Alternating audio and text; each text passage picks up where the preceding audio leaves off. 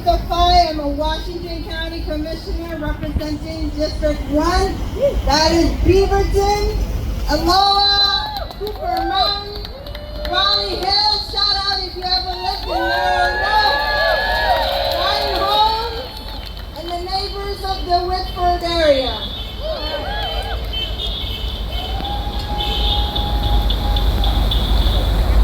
I also would be remiss if I didn't mention this. I'm running to be the next Washington County Chair. Today I stand before you as a mother of 3 young boys, a former American Red Cross and a public health professional, small business owner, and a neighbor and a resident of Washington County, community and elected leader, and as a person who came to our country with nothing but hope and determination and the belief that if I worked hard and cared for others, America would be a country of welcome, generosity, and opportunity. Most of you know that I am an American, Somali American. I immigrated to the U.S. when I was about 17 years old. Shout out to Franklin High School, which is where I graduated. Franklin High School. After living in a refugee camp for about 5 years in Kenya, it took my family and I to about 6 years to finally make our way to America and rebuild our lives, our permanent home here, Oregon. Thank you. I heard welcome. Thank you. During our very long journey to safety, we crossed multiple borders of different countries, even when the border crossing was considered illegal by some of those countries. Many times, it was the generosity of strangers who helped us cross these borders safely. This is why I am so firm in my belief that no human being is illegal.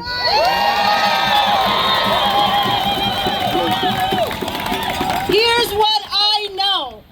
What I know is that if you have to get to the sky to get to safety, you will get there.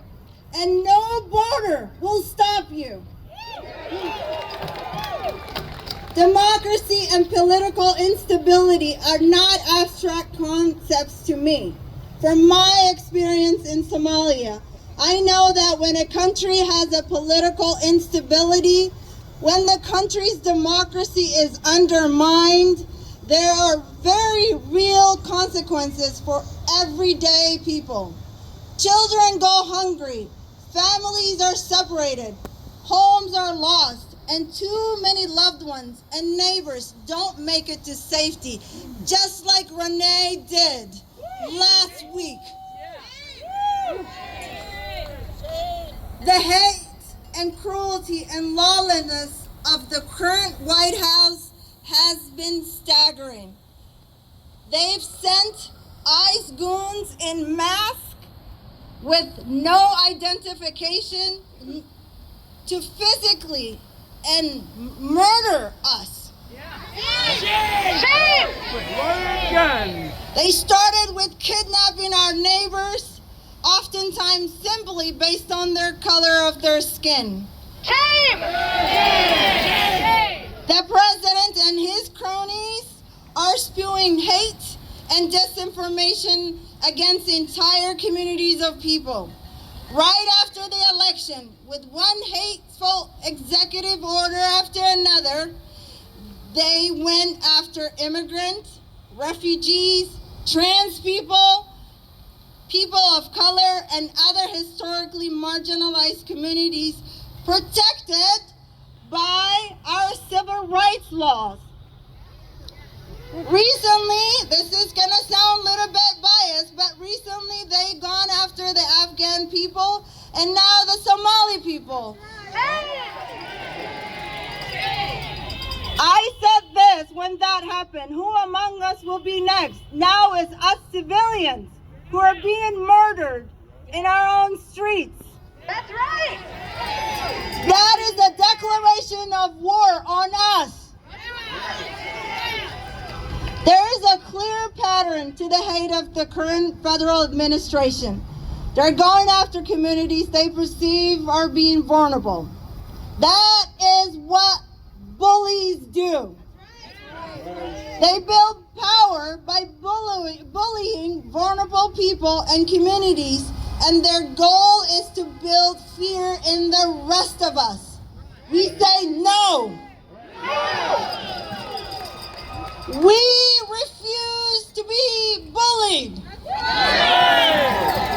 To be quiet, to not stand with our neighbors who are being bullied by the White House and their ICE goons in our streets. I refuse because morally it is wrong not to speak up. When the Trump administration is engaged in hate, cruelty, and lawlessness, we must also refuse because it is a losing strategy. Bullies never stop on their own. They just get worse and demand more when we give in to them. With bullies is that they stop when we stop them. Let's repeat that. They stop when we stop them. We can stop ICE.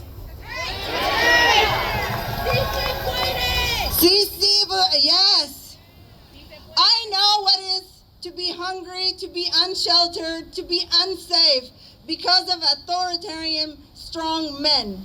So with every fiber of my being and with you, we will fight to defend our country and our democracy. Right now, we are in unprecedented times in America. Our country, our democracy are under direct attack, and our own people, us, our country, and we can no longer rely on our institutions and our norms alone to save us. Hear me, we need to wake up. We cannot rely on our institutions and our norms alone to save us. It will require all of us. Every elected leader, every community leader, and everyday people to save our democracy and our country. We all have a role here. Everyone has a role here. So thank you for your courage and for your solidarity, for standing with our immigrant and refugee communities and everyone that is being harmed by ICE and their lawlessness. So thank you. Let's keep showing up peacefully.